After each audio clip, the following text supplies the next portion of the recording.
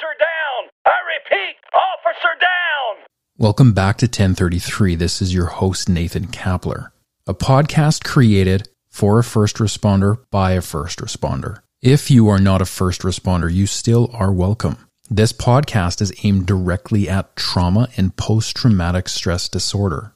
PTSD is complex and often misunderstood. Our brave men and women who serve our communities often end up with behavioral and psychological issues as a result of experienced trauma from their careers. My goal is to share what I know, my personal experience with PTSD as a retired police officer, and continue to advocate for mental health while providing support to those still in their careers. This podcast is not a substitute for professional medical help, and I strongly suggest if you are in fact suffering, you seek out professional medical advice. Please join me on this episode as I continue to expose the reality of PTSD challenges. I hope you enjoy this week's episode. Today's episode is going to be incredibly hard on myself. I can already feel the anxiety. My stomach as it twists in knots. The feeling of almost wanting to get sick is ever present. The tension that exists in my throat, like hands grasped around my throat, trying to stop what I'm about to say. My body is shaking, and I recognize that I have procrastinated most of today, knowing that I would be talking about harassment and bullying within the RCMP, and what my experience with that looked like. Now, before I jump into this topic, which is extremely sensitive, I want to pay attention to the fact that I am grateful for working for the RCMP, and that I believe that it is made up of amazing men and women who are there for the right reasons. Today's episode is not to cast blame on the RCMP as an organization. It does not come from a place of anger. I have no resentment towards the RCMP, no ill will, no desire to inflict pain on them or the people there, or that may have played a role in what I experienced. Am I a victim of harassment and bullying? To a degree, yes, I would say so. Is this a pity party for me? Absolutely not. If we are going to have a conversation about harassment and bullying in a police organization, it has to be very clear, very well defined, ensuring that our emotions are in check while we are approaching this very sensitive and hot topic issue. Ensuring that it was met with some type of compassion and love for an opportunity of growth. Instead of recognizing the pain that we hold within from our experience and wanting to also inflict pain backwards towards the cause. I talk about this in this way because I recognize how important it is to come at this from that angle, to promote healthy and open conversation around it, so that others can see their own harassment and bullying that they have had to endure at the hands of their employer. Now, before we go into harassment and bullying, I also want to dial it back just one more step so we can look at this from a different angle. I have had to ask myself many questions through the years as to why or how this happened to myself, and why an individual would do something like this to someone else. Over time, I recognized that this actually had less to do with me and more to do with the broken state that an individual was in while they were harassing and bullying others, including myself. The depth of the pain that that person held was so significant that I can actually identify with that person and hold some compassion for them, for an understanding of the depth of pain that they held at the time when they were at their worst. For me, I believe that that individual in that moment didn't necessarily hold the capacity to inflict as much pain on others as he had. What I mean by that was he had to, at that moment in his own career, I believe developed post-traumatic stress disorder symptoms, post-traumatic stress itself, and was in active addiction and was consuming alcohol in an effort to deal with the pain that that person was experiencing. This person also was a leader in the RCMP, was in a position of power. And unfortunately for years, his actions went unchecked. The devastation that happened at his hands could be traced back for years. I don't blame him personally for this. But if we're going to talk about these people that have these issues that impact RCMP personnel to the degree that they do, I have come to understand and believe for a fact that the issue may not actually be the harassment in the bullying, but the issue may be the mental health conditions of the members that are within the ranks of the RCMP. If I were to describe this individual to you, some of the behavioral issues that I saw and experienced, I would use words of narcissism, sociopath, aware of and used advanced gaslighting techniques, lacked compassion, empathy, sympathy, had lost his ability to lead, had resulted in using substances to try and cope with the pain that was going on within. The performance of that individual had declined to the point where they would often fall asleep at work at their desk for long periods at a time. The irritability was ever present. Snapping and angry outbursts were very common, and especially at times, incredibly unwarranted given what was going on around them. I don't believe for one second that this person was naturally this person to begin with at the beginning of their policing career. I approach this topic with such a sense of humbleness and compassion and understanding because it does deserve just that. I hope I am able to convey that there is not an angry bone in my body about the way things went for me. But being on the receiving end of this treatment, these behavioral issues, this environmental issue, having an unsafe workplace, also had a very real impact on me. In the beginning, and when I first joined the team, there was obviously a very real shift in this individual. I had worked with him in the past, and I hadn't seen this degree of behavioral issues before. I was aware of some issues, but to me it appeared that things were definitely significantly worse now the second time that I had worked under this individual. But alas, being a big, strong Mountie, I kept my mouth shut and I decided to work through and try to be a team player and not rock the boat. But at the same time, I created this environment of the frog in the pot of boiling water, where the water was starting to get warmer for myself. In the past, I had received accolades from this individual, directly from him, spoken from his mouth to me, thanking me for being a superior member and contributing to the success of the team. At the same time, I watched him single out and pick on people on the team, which usually resulted in them leaving the team. This wasn't one or two people. At one point, I believe I counted over 10 people leaving his team.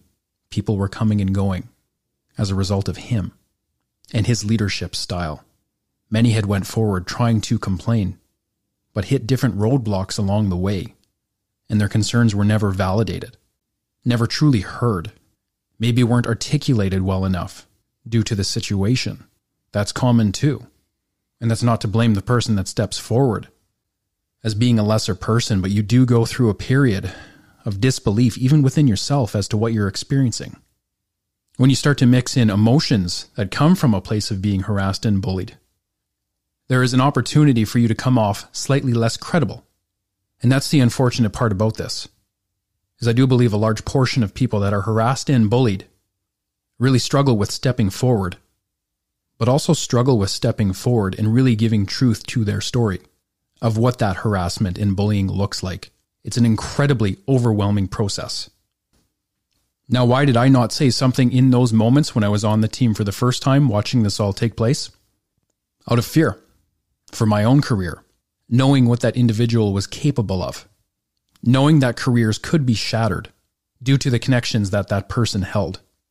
And that was oftentimes openly exploited by that individual. Name dropping happened. Identifying powerful connections would often be bragged about in the pit. I will stop short of saying that an old boys club exists in the RCMP, but the power of connection that some hold within the RCMP can make or break your career. And there is a very real fear behind that power imbalance that some hold that are in leadership positions. And again, I'm not blaming the supervisors that heard these members and their experiences that most likely resulted in no action ever being taken against this individual. But this issue around harassment and bullying runs deep. We see it and we experience it. And we need to challenge ourselves in both of these aspects to make sure that we stomp this out and that this problem ends. At one point, I had left that team for natural reasons. I had moved on to a different team. Relieved, extremely relieved that I had survived the rule of this person, I went on to work in a different setting with the feeling of relief. Later on in my career, I was called by that individual for an opportunity that I couldn't refuse. I thought to myself in that moment, if I said yes, I was going to dance with the devil. But I told myself that I was smart enough to know that when the water got too hot, I would get out and avoid his behavioral issues. That's what I thought. Those are the conversations that I had with myself before saying yes to a highly coveted position within the RCMP, a spot where I knew I could gain immense knowledge and experience. And this was a very rare opportunity. So over I went back to his team, hopeful, with this belief that everything would turn out okay. That was in 2015, 1 year after I had been diagnosed with post-traumatic stress disorder, and was currently at the Operational Stress Injury Clinic at the same time in Vancouver, BC, learning about my PTSD in an outpatient program. Now, while I had my challenges ahead of myself in regards to the PTSD, make no joke, my mental capacity for the job was strong. There were no issues with that. No issues existed outside of that either, performance-related or anything else. And I say that because of the immense judgment that can come from that place of opening up and being vulnerable about your mental health challenges as a police officer and having post-traumatic stress, and recognizing that a lot of us do go to an operational stress injury clinic at some points in our career to try and dive into the post-traumatic stress that we have while we're trying to maintain this career so that we can have a shot at healing. When I had got to the team, it was very clear that some of the individuals on that team had been there and had been set up, and there was a foundational structure of who was who and where they were, and most were actually very good performers. Most were good friends. Some were outspoken, some were not. But I believe in one of the first meetings that we had, a very contentious issue came up, and I had voiced my opinion on the matter, not out of disrespect, but out of hopefully building some kind of positive environment where we could properly address the problem that was being discussed and build on it and come to a resolution, or at least a solution that would be very healthy and fit the team well. My delivery was careful, it was calculated, it was soft. It definitely was not a threat by any stretch. But where it had landed in that meeting with that supervisor was it appeared that it had threatened him in his knowledge of policy or procedure. And he quickly snapped back and threatened me that if I couldn't agree to his rule of law or his ideas, that I was best served elsewhere. I could sense the irritability within him as his body shook and he became very rigid and clenched. And I was slightly shocked in that moment because that was definitely not the reaction that I was intending to get. A few heads went down and stared blankly at the table. One that I trusted looked at me and shook his head. And what I recognized from that moment was, Nate, just bite your tongue. Don't say anything. It was more of a sign of support than anything. It wasn't that he disagreed with me. In order to diffuse this situation, I apologized and said, we can do it your way. I believe that was the first time that his stance on me changed. And despite his own struggles, most likely with alcoholism, post-traumatic stress, and all of the behavioral issues that I talked about earlier, his perspective on me may have changed in that moment due to his own struggles. I walked away from that meeting slightly perplexed, with a small amount of understanding at the same time that what had just happened in that meeting was an indication that I needed to tread lightly as his behavioral responses were so significant and unwarranted that any time, any type of idea that came up that wasn't aligned with his, I believe was seen as a threat by this individual, out of a place of insecurity and a desire to maintain complete control while he struggled himself. After that period, there was a lull on the team where, for the most part, things were fairly stable. We seemed to work cohesively as a team. I was starting to identify and deepen more friendships on the team, and in particular, some people on the team that would later prove to be very strong allies, people that definitely had concern and care for me and would watch out for me. During that time, it was very clear that one of these individuals that was on the team came to me in a very private setting, in confidence, and asked for this not to be shared with anyone else. I obliged and I said, absolutely, what is it that you have to say? And that person said, Nate, I have to warn you. This goes against every part of my being. I know I shouldn't step out and say something as I know what is going on, but I can't live with this either. Empathetically, I said, what is going on that would cause you to feel like this? And I was met with the response and it was told to me in that moment, that the very individual who was in this position of power was a supervisor and was struggling immensely, had a personal vendetta against me, didn't believe that I should be on the team, but when questioned as to the reasons why I should not be on the team, was unable to explain what those reasons may be. Perplexed, I said, how can he think this way? What could he possibly be looking at that would make him think this? And the only response that I got in that moment was that he believed I wasn't a team player. I asked, is there any performance issue that you are aware of that I need to work on? The answer was no. And I said, how do you feel about me being a team player? What do you see? And the answer was there was no issue at all. I was in fact a team player. And the conversation continued that this supervisor was out for blood. I received advice in that conversation, and I believed it, to stay low, to not rock the boat, don't say anything, just do my work. I wasn't an opinionated individual at that time anyway, but I acknowledged that I would need to go into a different state, to stay off the radar, so to speak, to hopefully give this person some time just to relax, to see that whatever perspective they were holding about me was actually false, that they would come to their senses. That was my hope. More time would pass, months in fact, and again my work performance was not an issue whatsoever. I produced high quality results. So did the rest of the team. We functioned flawlessly. We met objectives. We did what we needed to do on that unit. I won't say what. It was covert. But we had success in many areas. The work was being done. For the most part, we were very proud of what we were doing. But at the same time, those behavioral issues by that supervisor continued to grow, continued to fray. Became more and more clear that his sights were not going to leave me, that he was going to continually poke and prod and stay focused on me alone. I can recall one point when he came out of his office and called everybody into the office and specifically said, not you, Nate, you can stay there. He pulled everyone into his office and shut the door and said to a few people in that room, isn't it funny that I didn't include Nate? And laughed. I was approached by a few people on that team that weren't aware as to what was going on underneath all of this. Most were in disbelief, some were shocked, others it didn't make sense to what had just happened. The conversation that we just had in his office was bizarre. And to keep the peace on the team, I said, yeah, I know everything's good, don't worry about it. Due to the fact that I was staying very quiet and I was doing my work, I believe this individual grew tired, that there was no opportunity for him to come at me with.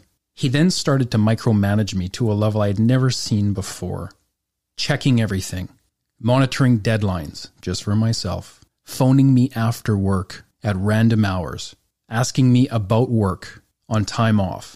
These phone calls that would come in after hours were oftentimes ones that didn't make sense, and they would often include slurred speech. There were specific phone calls that I can specifically recall that this person was drunk and now calling me after hours, wondering if I had gotten home okay after a shift, wanting to talk about courses in the future. A high percentage of these phone calls could have been discussions the following day at work. And it was very abnormal in my 10 plus years as a police officer to receive these phone calls after hours. At first, I let them slide because I could clearly tell that this individual was struggling with alcohol abuse. But eventually, the calls grew to a point where they were happening in such a frequency that it was actually disturbing my home life.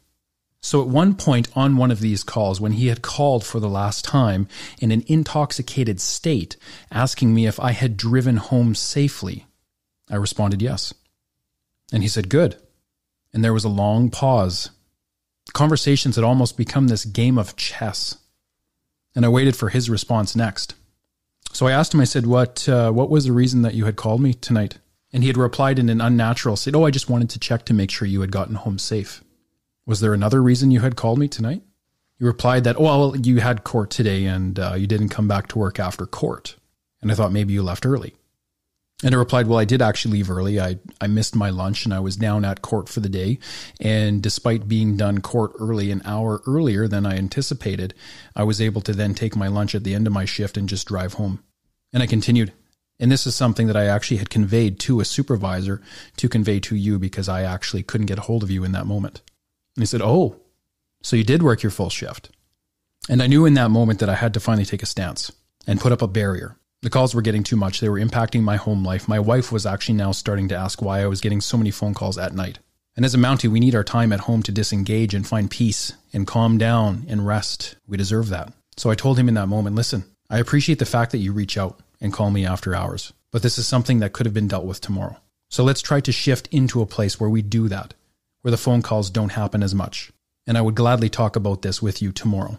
And in that moment, I was met with rage and anger by that individual, who then began screaming on the other line, defensive and filled with denial, that he had every right to call me and trying to control me, employing these twisted gaslighting techniques that he had become so accustomed to using in his career to control others. And he had just been called out, and he did not like that. During the screaming that was coming through the phone on the other end, and I was still unsure as to why this reaction was happening, it then flipped into hurt. And he said, listen, if you don't want me to ever call you again, I won't ever call you again. And I said, that's not the point. The point is that we need to respect each other's times at home, outside of work. I'm happy to hear from you, but let's try to make sure that there's a reason, a work reason that's needed for these phone calls. I wished him a good night and I said, I will talk to you tomorrow. I do hope you have a good night. I ended the conversation there. I knew that after that phone call was placed, that I had better quickly articulate what had just happened to a trusted source. And I did just that. I sent off an email.